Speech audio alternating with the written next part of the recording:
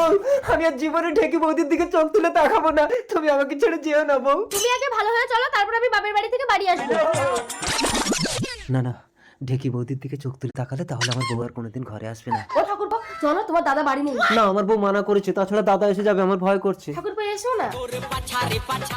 ও বৌদি, দাদা। तेरा क्या होगा कालिया? স্বামী দেখো না, বাচ্চু আমাকে জোর করে ধরে টানাটানি করছে। এই বাচ্চু, তুই নিচে নামবি না, আমি গাছ কাটবো। ওই, গাছ কাটার চেষ্টা করলে আমি কিন্তু উপর থেকে ডাব ফেলে মাথা ফাটিয়ে দেবো। আমার সঙ্গে পারবি না, আমি কিন্তু উপরে আছি।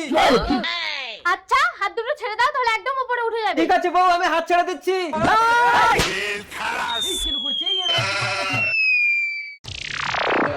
আমি কোথায়? জমে দুয়ারে।